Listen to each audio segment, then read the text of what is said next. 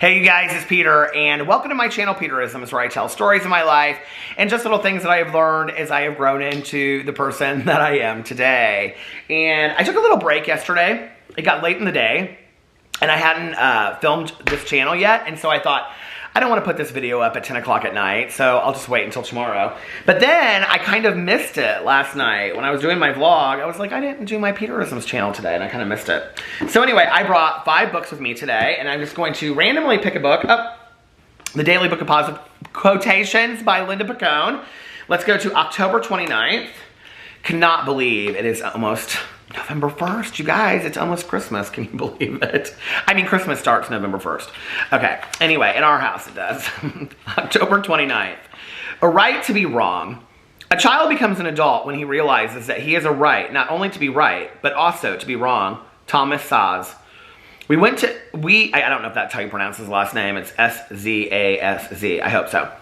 We get to be wrong sometimes. Sure, there may well be consequences to being wrong. We may look stupid or incompetent. We may need to atone for something we've said or done. But being wrong is an inescapable aspect of being human. I don't want to be wrong, but I understand that it's okay if I am sometimes. Nothing requires that I be right all the time. If I were, I would be one very extraordinary person or a very deluded one. Well, I've actually met quite a few deluded people that think that they are right all the time. All the time. And it's really disheartening, honestly. You know, I think that one of the common equalizers as human beings is that we make mistakes and that we're not always right, you know? And I think learning from those mistakes. And one of the things that I have learned in my life is I think it's easier to just admit when you were wrong or admit when you don't know something. You know, it's just easier. I think it is an open door to learning things about the world around us. You know, I don't know why there's an incessant need to always know everything, you know. And these are kind of two different things. It's not about being wrong necessarily, but it's about knowing things.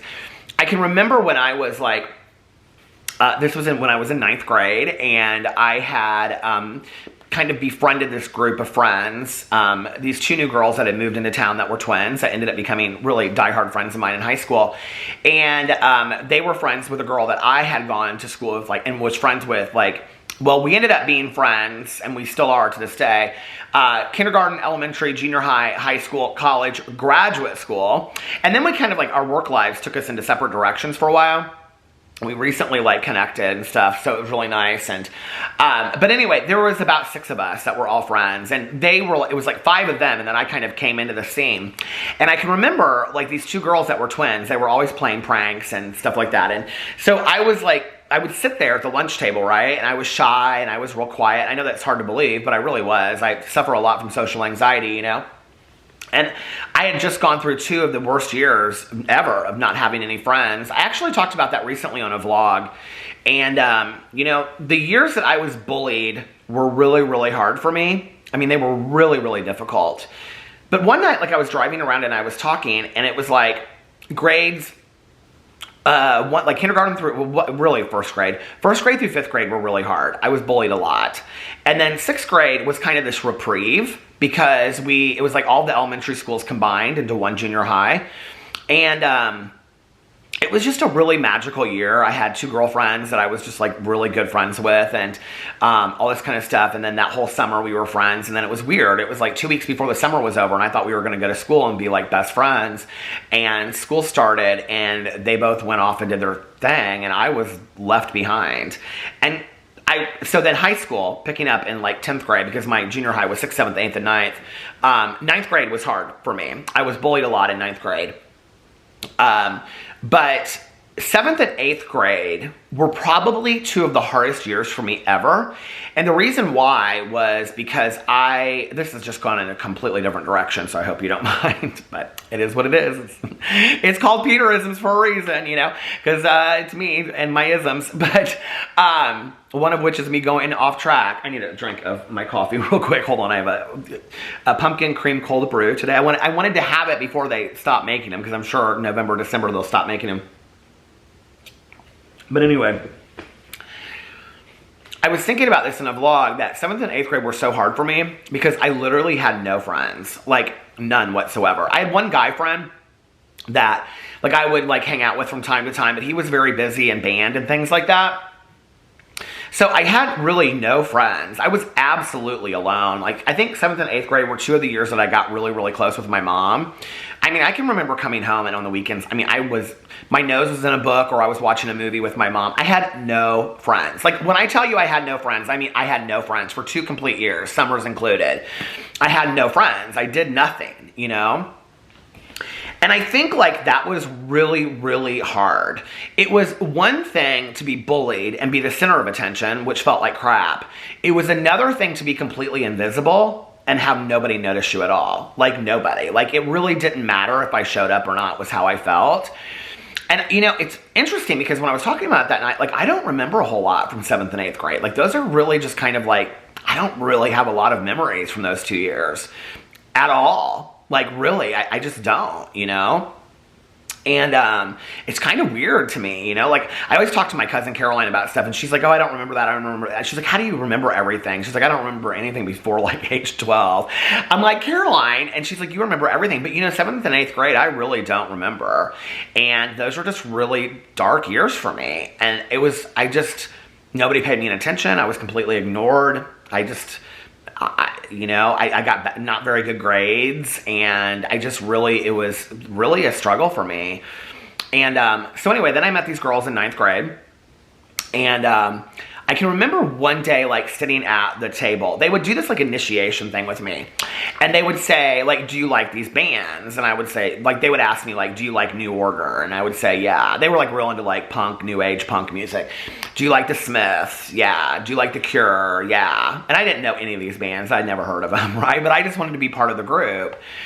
And then they would say things like, you know, like, one of them would have, like, an orange on the table. And they would say, like, do you like the band Orange on the Table? Oh my God, I love them so much. And you know, one of them would have a Sack Lunch and say, do you like the band Sack Lunch? Do you know any of their new stuff? Oh my God, I love Sack Lunch. They were making up these band names, right? But I was just going along with it because I just wanted to be part of this group so bad. You know, thank God that they like let me know what was going on and they just joked with it and let me be their friend, you know? And it's an interesting statement, isn't it? Let me be their friend. It's kind of weird when I think about it that way, but to let somebody be your friend, that's powerful. That's power, you know, to allow somebody into your life. It's a privilege. It really is. I talk about that a lot. You know, it's a real privilege. One of the things I always say is that it was a privilege to be part of my mother's passing, you know. And it was, and it's a privilege to be in somebody's life. I don't take for granted the fact that there are, you know, you guys out there that are watching this video every single day. Like, the fact that people allow me into their, you know, home or their phone or their tablet or their computer or whatever every single day to watch one or all of my channels, like, is just really completely magical, you know? But I think it's like this powerful thing that we don't think about, you know? Like, oh, they let me be their friend. But that was really what happened. And if it wasn't for those girls, I probably wouldn't be here today. They got me through high school. But, you know, I think, like, I learned a valuable lesson through that is that it's okay to not know things. Like, it's okay to not know bands and go, I don't know this band. Tell me all about it, or I'd like to listen to it, you know? And I can remember, like after I got sober, really becoming that person. That not feeling like I had to know everything or I couldn't make any mistakes, you know? Like, you get to the point where, you know, like right before you get sober, if you've been there, like basically your entire life is a complete F, okay? Like you've basically failed at everything. To the point that I think that many of us are more comfortable with failure than we are at success. Like, I had a real fear of success for a long time. Like, I would sabotage relationships. I'd sabotage anything. I just was so afraid of success. I didn't think I was worthy of it. I didn't think I was worthy of being loved. I didn't think I was worthy of success, you know? And so I would do anything I could to sabotage it. I think a lot of addicts and alcoholics do that.